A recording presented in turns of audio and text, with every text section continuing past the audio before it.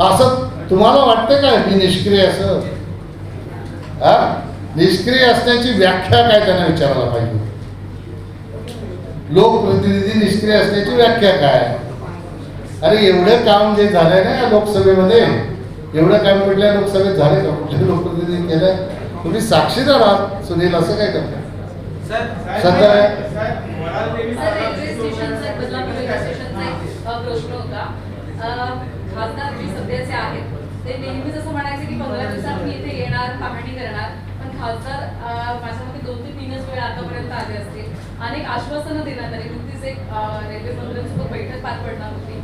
त्या बैठकीला मी जाणार असं म्हणाले, परंतु त्या बैठकीला सुद्धा अनुपस्थित होते आणि रेल्वे स्टेशनला भेटीगाठी दिल्या जातात, परंतु त्याचं पुढे काहीच होत नाही. पत्रकारांनी प्रश्न विचारले असता त्यांचं असं प्रत्येक वेळी उत्तर असतं की माहिती घेऊन सांगतो, या संदर्भात माझ्याकडे नाही. तुला मी फक्त हसण्यासाठी उत्तर देतो. आता 15 दिवसात येत नाही, तुझं काय आणलंय का?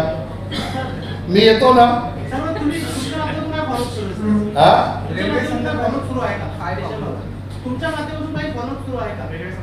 काय सुरू आहे का? कशासाठी? बघा असं आहे, होम प्लॅटफॉर्मचं काम जे सुरू आहे ते सुरूच आहे. मंजूर झाले, आपण त्याचं उद्घाटन केलं, बरोबर. त्याच्यावरचे जे डेक आहे त्या डेकचं काम सुरू आहे. डेकचं काम संपलंय की त्याचं काम संपेल. आता राहिला प्रश्न एक्सलेटरचा. आता जो तुमचा प्लॅटफॉर्म बंद आहे, मागच्या वेळेला मी ते ओपन करायला लावलं. जोपर्यंत ते बंद करत नाही तोपर्यंत काम होत नाही असं त्यांचं तेव्हाही म्हणणं होतं. तर मी त्यांना मार्ग सांगितलं होतं, म्हणून त्यांनी ते ओपन केलं. आता ते काम सुरू आहे. तर माझ्यापर्यंत कोणी विषय आणला नाही. आज पहिल्यांदा तुम्ही तो प्रश्न विचारता. पण मध्ये कोणीतरी एक बाईट दिली होती प्रवाशांनी. त्यांनी सांगितलं होतं की मागे असं बंद केलं होतं, तर कपिल पाटील साहेबांनी ते उघडून दिलं होतं असं त्यांनी सांगितलं. जसं या माणसांनी सांगितलं की हो अच्छे ते, तसं आता प्रतिक्रिया सुरू झाल्यात ना लोकांच्या. वराळा देवी सौंदर्या संदर्भात आपण काहीच केलेलं नाही असा आरोप आहे. अरे सगळे हास्यास्पद प्रश्न आणि हास्यास्पद पत्रकार प्रश्न. काय वराळ देवीच्या संदर्भात म्हणजे काय हे माहीत आहे का? देणार होते मी परंतु कोणत्याही प्रकारचा निधी आला नाही ना सुशोभीकरण. मी सांगू का आपण कशासाठी मागणी केली होती माहित आहे का? कोणाला तरी माहित आहे का? कुठून मागणी केली होती माहित आहे का? केंद्र सरकारची योजना आहे सरोवर संवर्धन. ह्याचा निधी कोणासाठी येतो माहिती आहे का? ज्या पाणी साठ्यामधून शहराला जर पाणी पुरवठा होत असेल तर त्याच्यासाठीच तो निधी येतो. आणि म्हणून मी त्याच्यामध्ये हे सगळ्या गोष्टी ॲड केल्या होत्या.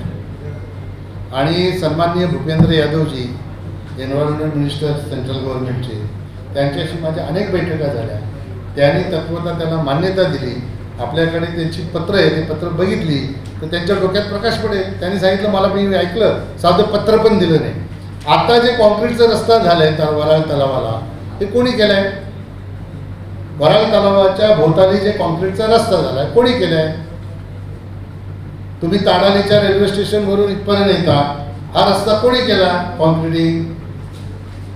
सगळे कॉन्क्रीटचे रस्ते मी केले. मी नाही सांगत, एक मुस्लिम बांधव त्याने MMRDतून माहिती आणली. मी थोडी बोलतो, मी बोलणं वेगळं.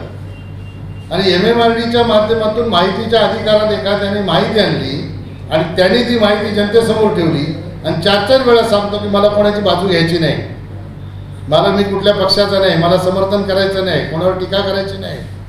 त्यांनी वस्तुस्थिती समोर आणली लोकांच्या. तुम्ही ते लिहा ना.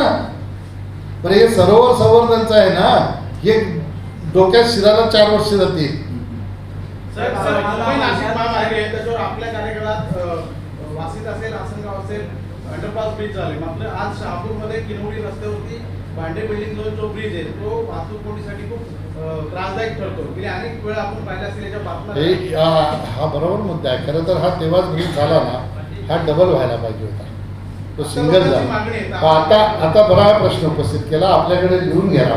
आपण आता नवीन जो 6 लेन होतो ना त्याच्यामध्ये त्याची विड्थ वाढली पाहिजे, जशी खारीगावची आता वाढली की नाही, ती 100% आपण करू.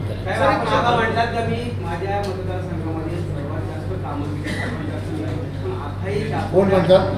आपल्या लोकसभेमध्ये तुम्ही जास्तीत जास्त देखील अंदाज कामं केली, परंतु आताही आजची परिस्थिती शासनामध्ये की गावपाड्यामध्ये आताही पेशंटना मुख्य रस्त्यावर थांबावं लागतं, कालची घटना दाखवतात.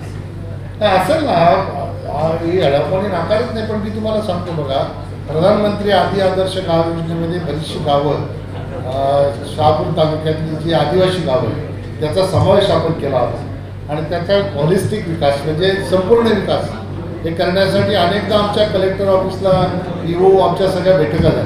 मधल्या काळामध्ये निवडणूक झाली, तुम्ही लोकांनी असा रिझल्ट आणला, त्याच्यामुळे ते राहिलं. पण आपण व्यक्तिगत पर्टिक्युलर काही सांगितलं कुठला रस्ता राहिला आहे तर आपल्याला निश्चितपणाने त्याच्यावर काम करता येईल. सर 10 वर्षातली विकास कामं आपण सांगितली, मात्र भाजप ही 10 वर्षांची विकास कामं लोकसभा निवडणुकीत लोकांपर्यंत पोहोचवण्यात कुठेतरी भाजपला हे 100% पोहोचले लोकांपर्यंत. मी तुम्हाला सांगतो बघा, 100% लोकांपर्यंत विकास कामं पोहोचलेली आहेत.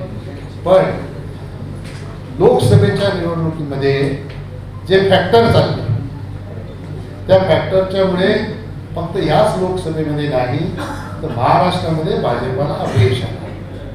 म्हणजे 23 जागा भाजपाच्या होत्या त्या भाजपा 9 जागा लागली. बरोबर, आपल्याकडे मुस्लिम फॅक्टर चालला, आपल्याकडे दलित फॅक्टर चालला, आपल्याकडे आदिवासी फॅक्टर चालला आणि सगळ्यात महत्त्वाचं आपल्याकडे कुणबी फॅक्टर पण चालला. बरोबर, त्याच्यामुळे थोड्याफार प्रमाणात तिकडे अपयश